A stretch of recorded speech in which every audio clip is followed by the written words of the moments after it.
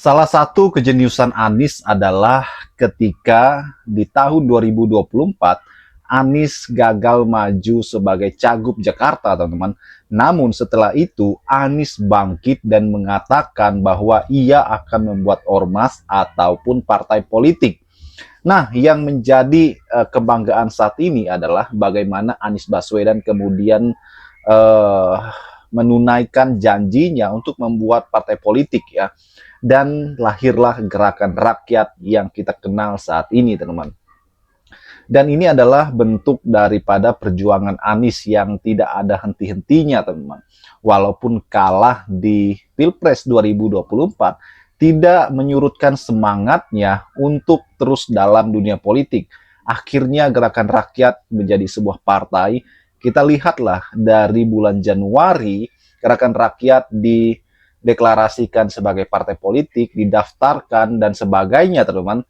Ya, saat ini dalam tahap verifikasi ya Kemenkumham. Dan kita tunggu saja apa hasil verifikasinya nanti. Inilah sebuah gerakan yang menurut saya sangat luar biasa.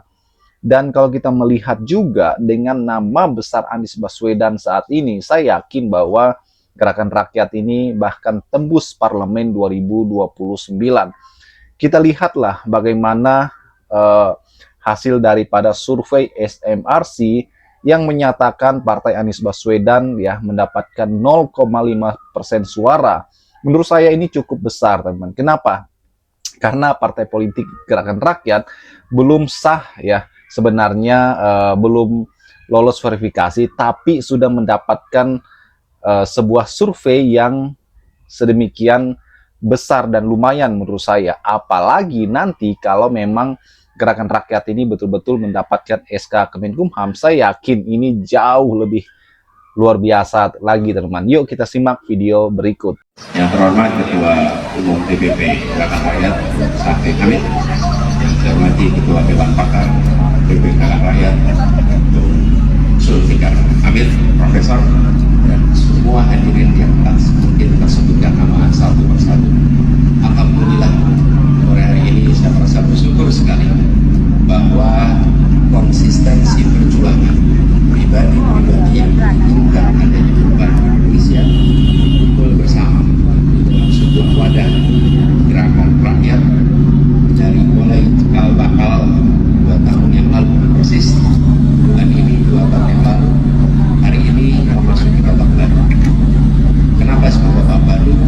Bila selama ini adalah pegiat-pegiat berkumpul, hari ini pegiat-pegiatnya memberikan kesempatan kepada semua rakyat Indonesia untuk hidup bersama-sama. 2 tahun perjalanan telah memberikan bekal yang cukup. Insya Allah awalan baru ini akan menjadi kesempatan bagi kita semua untuk bersama-sama menyongsong sebuah fase baru di mana kita inginkan Indonesia yang lebih adil, Indonesia yang lebih mensejahterakan, Indonesia lebih setara, dan Indonesia yang hutannya lebih hijau. Insyaallah kita akan dorong sama-sama, dan kita berharap ke depannya kita bisa bahu-membahu, gotong royong, bantu saling membantu, dan dengan keterbukaan ini maka seluruh rakyat Indonesia yang peduli masa depan kita untuk lebih adil dan sebuah kesempatan untuk bergabung bersama. Insya Allah bahtera yang sekarang ini dibangun akan bisa berjalan menuju tujuan Indonesia adil. Selamat kepada semua yang telah bekerja di belakang layar. Yang berdiri depan sini 3 orang, tapi yang bekerja di belakang layar ada begitu banyak. Beri tepuk tangan buat semua. Semua yang bekerja, kalau tidak salah, Bung Sarin dari sisi DPW sudah seluruh Indonesia, DPD sudah seluruh kabupaten kota seluruh Indonesia, dan itu artinya semua yang terlibat selama 2 tahun terakhir ini terjaga rapi. Mari kita jaga barisan ini tetap rapi, tetap tertib, dan tetap memberikan kebermanfaatan bagi semua. Sekian dari kami. Selamat tim memulai babak baru. Assalamualaikum warahmatullahi wabarakatuh. Beberapa waktu yang lalu, Anies kemudian mendapatkan anggota kehormatan dari Ormas Gerakan Rakyat. Inilah yang saya sebut sebagai salah satu isu politik yang sehari dua hari relatif juga mendapatkan respon dan perbincangan yang cukup luar biasa di media-media mainstream, termasuk juga di media sosial.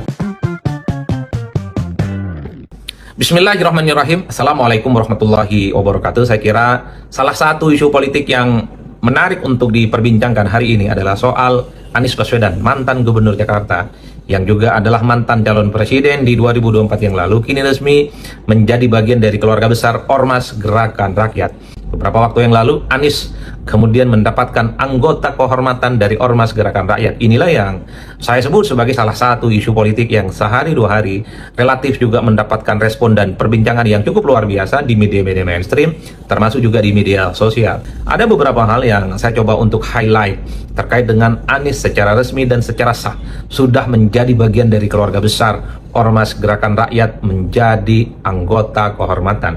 Pertama, ini tentu semakin menebalkan satu keyakinan selama ini dan bahkan mengkonfirmasi bahwa Ormas Gerakan Rakyat ini adalah organisasi yang memang terafiliasi dengan Anies Baswedan. Kita juga tahu dan menyaksikan dari dekat pentolan-pentolan elit-elit yang ada dalam Ormas Gerakan Rakyat dulunya adalah mereka yang menjadi bagian dari tim sukses, tim pemenangan, dan menjadi relawan dari Anies Baswedan, mulai dari Pilkada Jakarta ataupun Pilpres 2024 yang lalu. Bahkan kita juga tahu ketua umum mereka, Ketua Umum Gerakan Rakyat Bung Syahrin Hamid, adalah orang yang terkonfirmasi disebut sebagai orangnya Anies Baswedan, tim sukses, tim pemenangan, dan juga relawan politik yang selalu membersamai Anies dalam setiap kompetisi politik elektoral, Pilpres ataupun Pilkada di Jakarta beberapa waktu yang lalu. Jadi wajar kalau kemudian dalam sambutan politiknya beberapa waktu yang lalu ketika Anies menjadi anggota kehormatan dari Gerakan Rakyat, Syahrin Hamid menyampaikan dalam sambutannya bahwa Gerakan Rakyat itu memang sejak awal terinspirasi, memang itu dari sosok yang tak lain dan tak bukan hanyalah kepada Anies Baswedan. Wajar kalau kemudian ini kita sederhanakan, publik menyederhanakan. Jadi kiblat politik dari Ormas Gerakan Rakyat itu adalah Anies Baswedan, bukan yang lainnya. Jadi visi misi, perjuangan, soal gaya dan bagaimana fatsun politik dari Gerakan Rakyat memang sejak awal sepertinya memang menjadikan aspirasi dan keinginan mereka itu selalu mengarah kepada Anies Baswedan. Makanya tidak mengherankan ketika Anies menjadi bagian dari anggota kehormatan dari Gerakan Rakyat, ini semacam botol yang kemudian bertemu dengan tutupnya, klop, dan kemudian saling bersinergi satu sama yang lainnya.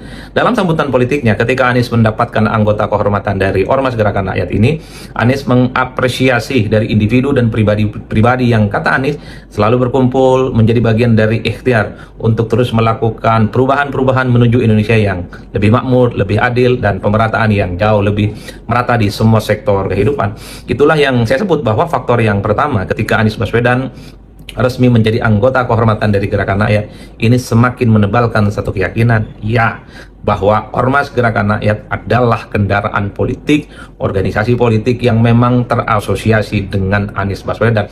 Elit-elitnya, visi misinya, fatsun politiknya, napas perjuangannya itu memang cukup sinkron Gerakan Rakyat dengan Anies Baswedan. Itu yang saya sebut sebagai faktor yang pertama. Lalu ada faktor yang kedua. Publik tentu berspekulasi, jangan-jangan ini adalah langkah OTW Anies Baswedan untuk mendirikan partai politik yang bernama Gerakan Rakyat. Wajar ketika Anies resmi membuka bagaimana dirinya menjadi bagian dari keluarga besar Ormas Gerakan Rakyat, banyak pihak yang kemudian mendorong, mengendorse, ayo Pak Anies, ayo Gerakan Rakyat segera deklarasi bahwa Ormas Gerakan Rakyat ini adalah bagian dari cikal bakal untuk menjadi partai politik. Tentu ini sebagai upaya karena Anies Baswedan. Mana tuh teman ya? Gerakan Rakyat adalah sebuah partai politik yang dibangun Anies Baswedan dan tim ya atau relawannya. Menurut saya itu sangat keren ya. Artinya bahwa Anies itu nggak kaleng-kaleng ya. Anies itu nggak berhenti sampai di Pilpres 2024 saja, melainkan terus bergerak untuk 2029 dan seterusnya. Mungkin ini adalah sebuah perjalanan politik yang akan membuat publik tercengang, teman-teman, apalagi lawan politik Anies ya. Sebab Anies dikenal sebagai akademisi saja ya, sebagai cendekiawan ya. Kita tahu lah bagaimana Anies Baswedan pernah di konferensi Demokrat, kemudian Nasdem, ya, bahkan sangat dekat dengan partai-partai lainnya seperti PKS. Namun Anies tidak tergiur untuk masuk ke partai politik yang sudah ada. Akhirnya beliau menggunakan seluruh kekuatannya ya untuk membangun partai politik baru, yaitu Gerakan Rakyat. Bagaimana menurut kalian? Kita diskusi di kolom komentar ya.